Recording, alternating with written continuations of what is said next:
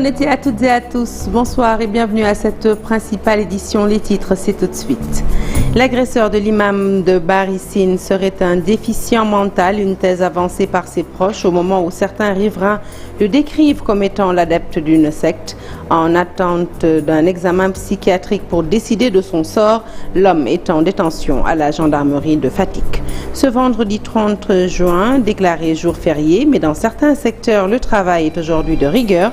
Techniciens de surface et médecins s'acquittent de leurs obligations professionnelles. C'est le reportage du jour. Enfin, destination, la ville sainte de Gaïa. Dans cette localité du nord du Sénégal, une tradition vieille de 3 siècles est toujours perpétuée par les populations. Il s'agit de donner en offrande aux guides coutumiers une partie du mouton. Rendez-vous est donc pris avant la fin de cette édition. Pour vous en dire plus, voilà pour les titres. Le développement, c'est tout de suite.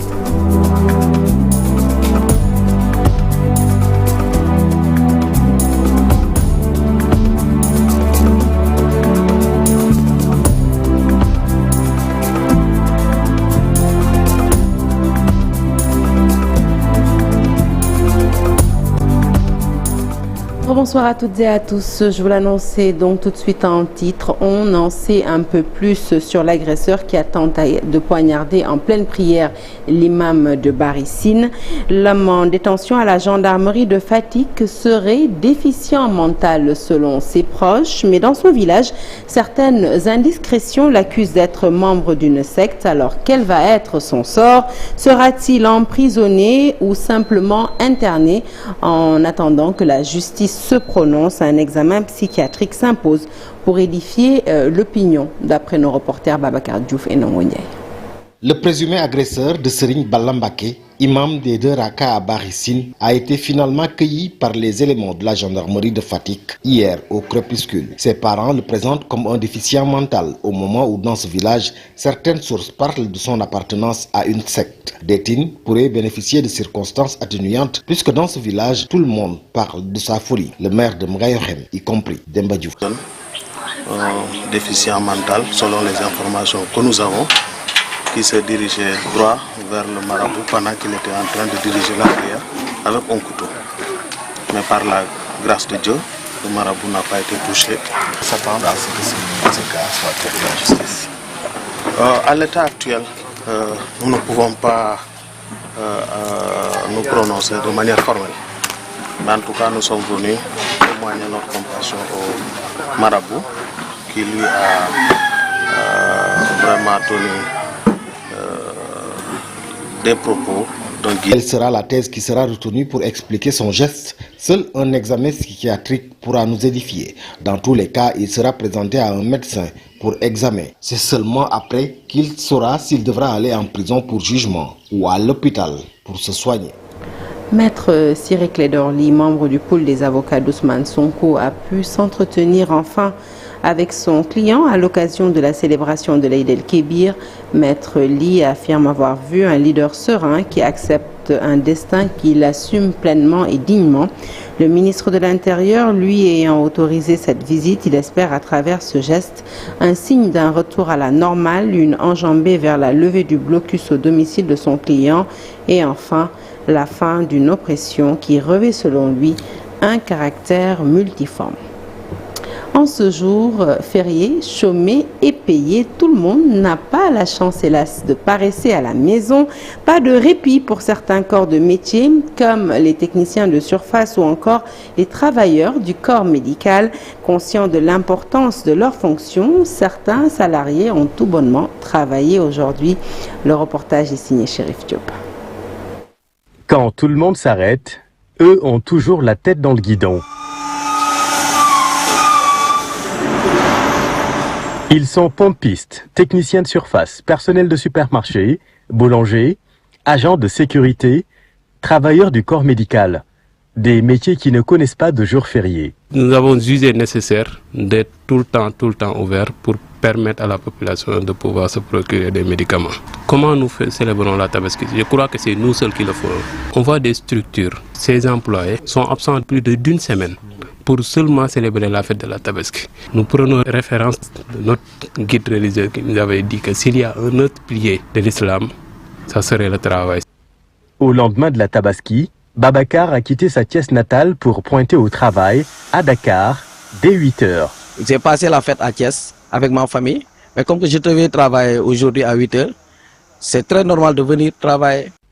Ni sinécure, ni labeur, son travail représente beaucoup pour lui. Le travail, c'est mon gagne-pain. Pour survivre, il faut travailler. Comme ça, je ne vais dépendre à personne. Je respecte mon travail. Comme Babacar, ils sont nombreux à prendre service aujourd'hui par contrainte ou par amour du métier. Pour Abdoulaye, un jour férié est un non-événement. Il ne rechigne jamais à la tâche, même un lendemain de fête, il est toujours au taquet, avec fierté. Dès l'instant que je gagne de l'argent, donc je ne me pose pas de questions. Je rends grâce à Dieu. Si on travaille, c'est pour gagner de l'argent. Sinon, cela n'a pas de sens si on travaille et que l'on ne gagne rien du tout.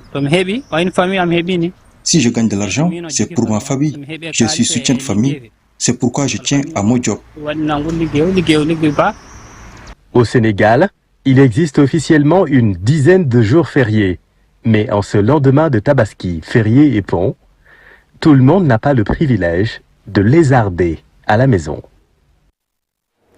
Merci Chérif Diop. À Kaolack, la Sonaged a déployé la lourde artillerie dès le lendemain de la fête de l'Eid el-Kébir pour évacuer les ordures. Le marché central ainsi que les grandes artères de la ville ont subi un retoilettage effectué par des agents motivés à rendre la ville salubre. Ousmane Dem. Au pas de charge, les agents de la Sonaged se mettent au travail. Il s'agit d'une véritable course contre la montre. Le marché est sale. Il doit se libérer de son emprise. Effectivement, comme vous le savez, la Sonaged a l'habitude de faire chaque année, lors des fêtes religieuses, c'est-à-dire la Korité, la Tabaski, le Pâques et autres, donc de mettre en place vraiment un dispositif spécial pour vraiment permettre à la population de fêter dans la salubrité. Un important dispositif matériel et humain a été déployé sur le terrain. Donc le dispositif est conçu sur deux axes, c'est-à-dire le dispositif lourd, le matériel lourd, qui est composé de camions bennes, c'est-à-dire les bennes à ordures qui font la collecte domiciliaire. Il y a aussi les caisses polybennes qui sont mises en place dans les sites de forte production. Le personnel qui est déployé. La particularité par rapport au personnel cette année, c'est-à-dire c'est la plateforme qui a été ouverte, qui a permis vraiment aux agents externes à l'UCG de s'inscrire et de travailler. Nettoyer c'est bien, mais ne pas salir c'est encore mieux. La Sonaged invite ainsi les populations à faire sienne cette vérité. Nous, par rapport aux commerçants, le message qu'on pouvait lancer, et on l'a déjà fait, c'était un message de sensibilisation. Dire aux commerçants, aux tailleurs et vraiment aux gens qui fréquentent les sites de production et aussi à la population kaolackoise vraiment de participer au bon conditionnement des déchets. C'est-à-dire ça ne sert à rien de jeter les déchets par-ci par-là, mais de les conditionner, de les mettre dans des sacs et d'attendre tout tranquillement vraiment les camions qui font la collecte domiciliaire pour se débarrasser de leurs ordures. Ces actions sont également visibles au niveau des gares routières et des mosquées.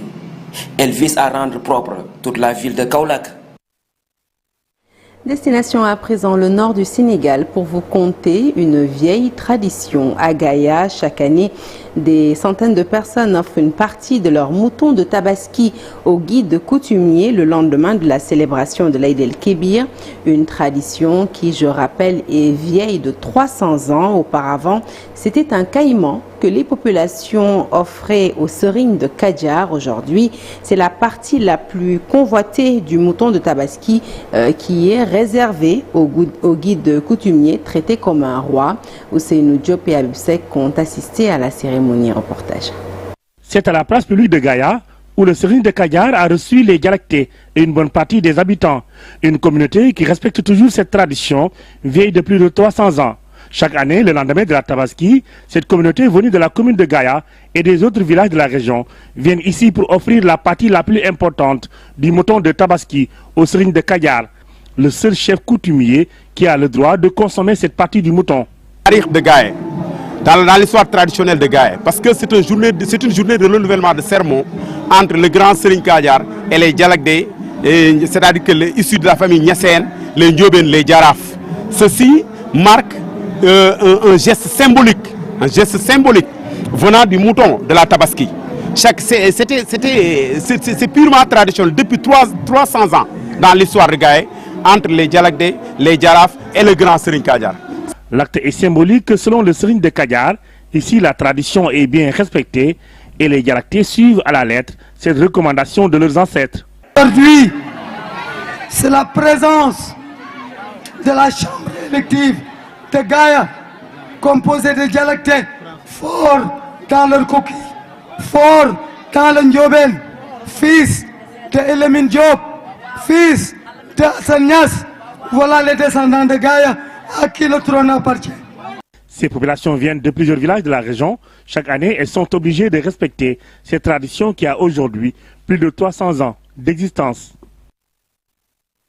Dans la commune de Sangalkam, les maraîchers de la zone dite Khalou Ndjoula crient leur désarroi. Ils accusent un promoteur immobilier de vouloir mettre la main sur leurs terres acquises légalement. Selon ces maraîchers qui interpellent les autorités compétentes, eh bien, le promoteur aurait déployé des nervis pour tenter de les intimider. Nous écoutons Daoudaba, membre du collectif. Il s'exprime au micro d'Abdou Diouf Diagne et d'Ahmadou Bambassam. Ce qui se passe présentement, nous avons décidé, parce que le préfet avait convoqué à Rufisque le 15 novembre et il nous avait donné deadline, 45 jours. On est resté 7 mois après. Les gens sont venus en train de détruire des fondations au niveau du lotissement. Et ils ont resté comme ça, personne n'est venu nous dire quoi que ce soit, on est allé leur voir. Mais pour avoir une audience avec le préfet, ça devient un problème. Pour avoir une audience avec le maire, ça devient un problème. Nous avons décidé aujourd'hui, à partir d'aujourd'hui, plus personne. On ne veut plus voir personne ici. Ce n'est ni Cheikh Faye, ni ses gardiens. Nous allons prendre des gardiens comme lui. Et si on les trouve ici, écoutez, l'État est responsable. Mais Cheikh Faye est venu, il a amené la DESCOS ici, ils ont démoli. Ils ont démoli des... Oui, mais moi, ce qui m'étonne dans tout cela, je n'ai pas vu une autorisation de démolition. Je n'ai pas vu aussi, on nous a parlé de titre foncier ici. Mais pour un titre, il faut un décret. Nous n'avons pas vu de décret. Les gens qui sont de la présidence, qui sont du CNO, police et autres, vraiment, ils n'ont qu'à demander qu'on leur rembourse de l'argent. Cheikh Faye n'a qu'à les rembourser leur argent, mais ils n'auront pas de parcelle ici. Jusqu'à y laisser notre vie, nous n'accepterons pas. Contacter Cheikh Faye, le mandataire de la famille accusée par les propriétaires de parcelles, compte réagir dans les jours à venir. À Taïbandiaï, dans le département de Thiès, les populations de 8 villages de la commune se sont retrouvées à cœur mêlé pour un sit-in.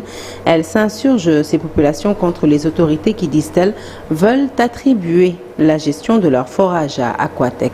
Doudouad est porte-parole de ces populations. Nous l'écoutons au micro de Cheikh Anta Diop et Saïda Tia.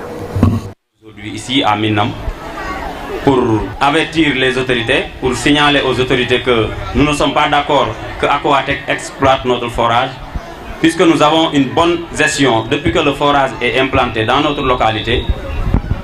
Les populations payent correctement leurs factures. Ceux qui gèrent le forage sont aussi de vaillants guerriers. Alors, le 22 mai dernier, les autorités locales, à savoir le sous-préfet, le maire, sont venus faire ce qu'on appelle une séance d'information pour faire savoir aux populations que l'Aquatec, la société Aquatec, est prête à prendre notre forage pour l'exploitation. C'est ce qui fait que les populations sont réunies ici pour dire non à l'Aquatec. Nous disons non à l'Aquatec. Puisque nous savons que à travers tous les villages où cette société s'opère, elle ne fait que des dégâts. Elle augmente les factures.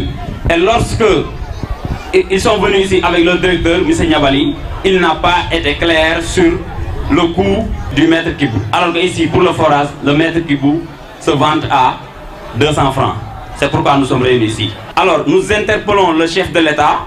Nous lui disons que le président Macky Sall, nous ne voulons pas faire ce qui se passe à Ngor récemment, puisque donc nous sommes ici pour dire non à Aquatec. Il n'y a pas de forcing. Nous avons une main-d'œuvre locale compétente pouvant gérer correctement notre forage. Donc que Macky Sall et les autorités compétentes laissent le forage avec la population. Il faut savoir que dans la commune de Taïbandiaï, il y a une population assoiffée, il y a une population qui gère un forage depuis plus d'une dizaine d'années. L'Aquatec est prête pour venir exploiter notre forage. Nous disons non, nous disons non. Les récentes manifestations de juin et leur lot de morts et de dommages ont fait l'objet d'un débat au sein de la Chambre de commerce et d'industrie de Dakar. Pour le président de la Chambre qui a appelé à la préservation de la paix, il faut rester toutefois optimiste eu égard des échanges qu'il a eus au nom de la Chambre avec le chef de l'État, l'opposition, mais aussi le F24. Abdoulaye Sow est avec nos confrères d'IGFM. Le secteur privé sénégalais dans sa globalité a payé un lourd tribut lors de ces jours de manifestation.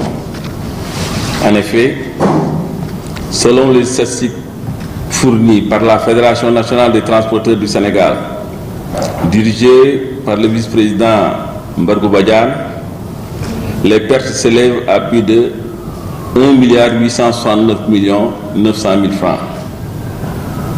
Il s'agit là des pertes cumulées durant 112 heures de paralysie dans le transport de marchandises en conteneurs, le transport de marchandises vraquiers, les camions bennes, le transport urbain, le transport interurbain, les taxis et les véhicules 7 places.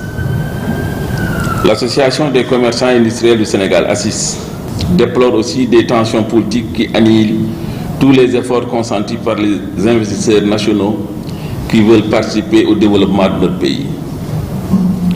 Le Conseil national du patronat, le CNP, a déjà sonné l'alerte en annonçant que les entreprises du secteur bancaire, du pétrole et du gaz, de la grande distribution, des télécommunications et du numérique ont été brûlées, pillées et vandalisées. Le bureau de la CCIAD considère qu'il est urgent que ce climat de violence, de tensions politiques et d'infectives cesse. Toutes les nations du monde, dans leur trajectoire, ont besoin d'une économie solide pour faire face aux besoins basiques des populations et bâtir des secteurs économiques viables. Le bureau de la CCIAD en appelle à un débat serein entre toutes les parties prenantes du jeu politique. C'est un gage de préservation de la paix sociale en perspective des échéances présidentielles de 2024. Le Sénégal doit rester un îlot de paix, de dialogue, de consensus qui accueille toutes les nations du monde partageant notre idéal des pays de la Teranga. Pour assainir l'environnement des associations, le ministère de la Jeunesse, de l'Entrepreneuriat et de l'Emploi, à travers les CEDEPS, est sur un processus de réforme de la vie associative au Sénégal.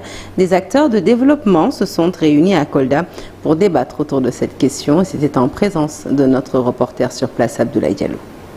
Le Sénégal est un des pays de la sous-région où les associations poussent comme des champignons. Les gens sont prompts à se réunir et former une association, mais nombreuses parmi ces unions meurent avant même la sortie de leur récépissé. Et pourtant, ces associations peuvent jouer un rôle déterminant dans le développement du pays. C'est pourquoi le ministère de la Jeunesse, de l'Entrepreneuriat et de l'Emploi a enclenché un processus de réforme de la vie associative. L'objectif de l'atelier, c'est de voir dans quelle mesure nous pouvons enclencher des réformes susceptibles de redynamiser la vie associative, mais aussi de proposer des activités pertinentes pouvant enclencher un renouveau effectif de la vie associative. C'est une belle initiative qui est venue à son heure, mais aussi que nous avions toujours souhaité, parce qu'au niveau des associations, nous avons vu qu'il y a beaucoup de léthargie.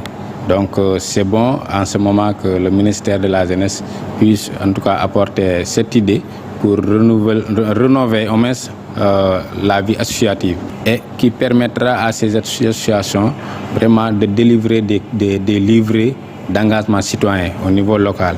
Mais aussi, pourquoi pas la professionnalisation des associations. Leur rencontre sera sanctionnée par la production d'un document qui va servir de tableau de bord pour aller vers un atelier national. Aujourd'hui, si on a les propositions qui seront issues de cet atelier, seront capitalisées et mises dans la corbeille pour qu'au sortir du processus qui doit aboutir à un atelier national de validation du plan, on aura l'avantage d'avoir intéressé toute la population. La mise en œuvre d'une pareille réforme pourrait permettre aux associations de mener à bien leurs objectifs qu'elles se sont assignés à travers leur statut d'association. Fin de ce journal, merci de l'avoir suivi. L'actualité se poursuit sur toutes nos plateformes digitales. Excellente suite de programmes en notre compagnie et excellent week-end.